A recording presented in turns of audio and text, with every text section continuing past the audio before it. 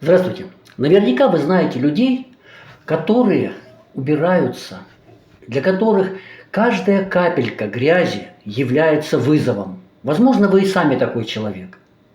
Если спросить этих людей, а почему они себя так ведут, они вам дадут тысячу объяснений. Но все они неверные. Они не имеют никакого отношения к грязи. А почему так происходит? Особенно, когда стремление к чистоте превращается в манию. Как от этого избавиться? Да и нужно ли от этого избавляться?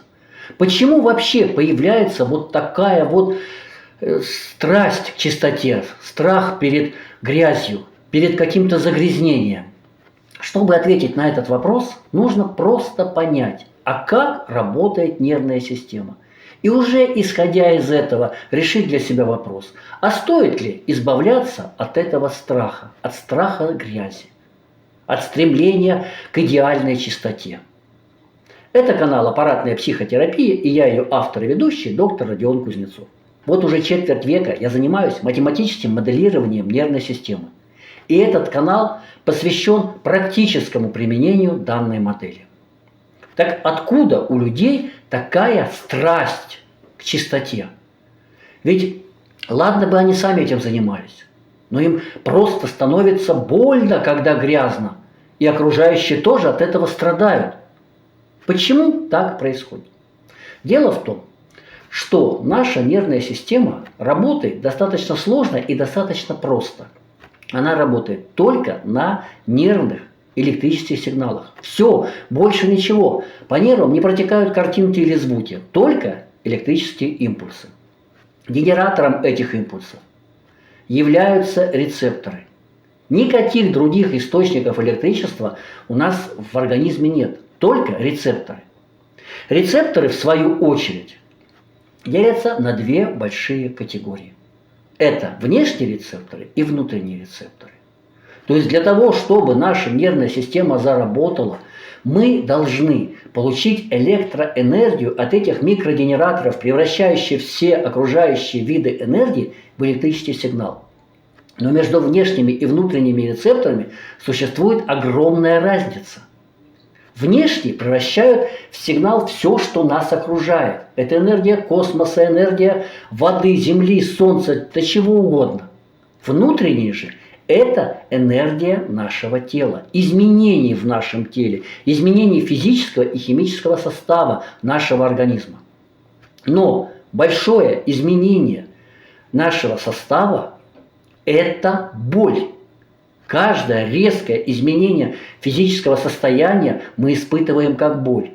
То есть можно сказать, если так вот огрублять, что энергию для работы нервной системы, для нашей жизни мы берем либо от внешних факторов, от космоса, либо от боли. Все, других источников нету.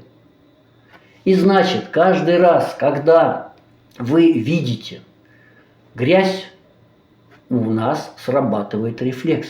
Да, тот самый рефлекс, как у собачек Павлова. Лампочка зажглась, слюна потекла. И источником энергии для работы этого рефлекса является либо Вселенная, либо боль. И в тех случаях, когда человек энергию рефлекса берет от боли, он испытывает эту боль. И поэтому, когда мы говорим, ну что ты так на этой чистоте помешался?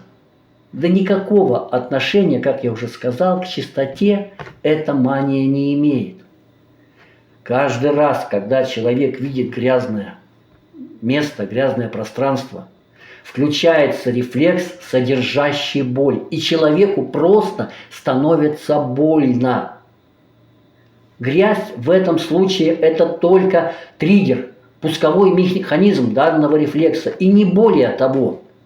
Поэтому эти люди, они действительно, они испытывают душевный, физический дискомфорт. Они испытывают боль при виде грязи. И они стараются это убрать. Поэтому нужно избавляться от этой мании или не нужно? С одной стороны, ведь хорошо, что всегда чисто. А с другой, каждый раз человек испытывает боль, он мучается. И вот с этой позиции и смотрите на данную проблему. Надо убрать этот рефлекс, эту манию, этот страх грязи? Или не надо? Я все-таки считаю, что чистота – это хорошо, но боль, испытываемая при этом, это очень плохо, и она намного хуже своего следствия при борте чистоты. Необходимо убрать эту боль. А как? Как это вообще можно сделать? Почему вообще подключилась-то боль? Потому что, я уже сказал, для работы нервной системы необходимо электричество. И внешние рецепторы ее дают. Ну сколько они могут дать? Столько, сколько этих рецепторов. Но не может ни один рецептор дать двойную дозу. И если в результате заболеваний, травм, перенесенных нами в течение жизни, возникает участие высокого сопротивления в нервных путях, то энергии внешних рецепторов недостаточно. И организм берет энергию боли. Он начинает изменяться сам.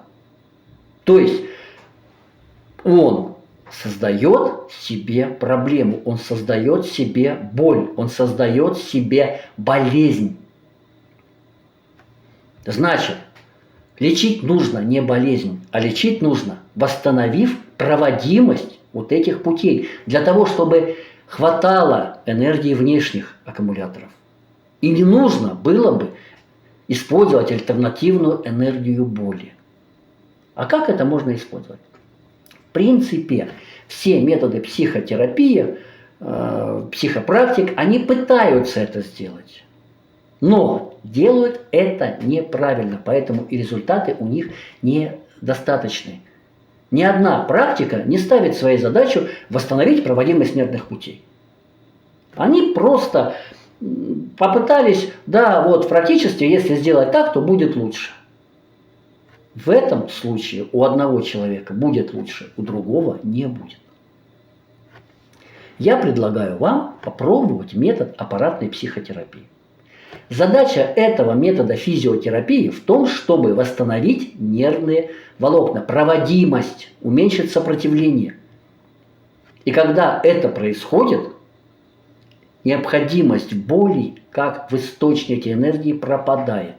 Аппаратная психотерапия не работает напрямую с вашими страхами. Она их убирает потому, что она убирает боль. А я уже сказал, вы боитесь не грязи, вы боитесь боли, которая при этом возникает. Усталость, которая возникает после того.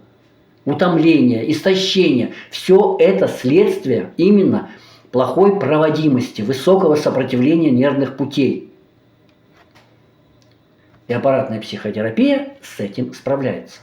Более подробно о том, как работает наша нервная система, вы можете прочитать в книге «Медицина, которой нет». Ссылки будут даны в описании. Но я вам сказал, именно попробовать. А почему и попробовать? Да потому что первые 5 суток аппаратной психотерапии вам дается бесплатно. Для того, чтобы вы проверили, что это работает. И только после этого вы можете взять или не взять, это ваш выбор, дальнейший курс. Проводится аппаратная психотерапия вообще элементарно. Вы надеваете наушники и продолжаете заниматься своими делами. Все остальное аппаратная психотерапия делает сама. Вот это гудение, которое вы будете слышать в наушниках, оно убирает, снижает сопротивление нервных волокон. Подписывайтесь на канал. Узнавайте, как вы можете изменить свою жизнь. Делитесь этим видео со своими друзьями. Пусть они тоже знают, что жить можно без страхов, без этой маниакальной страсти к чистоте. Будьте здоровы, будьте счастливы.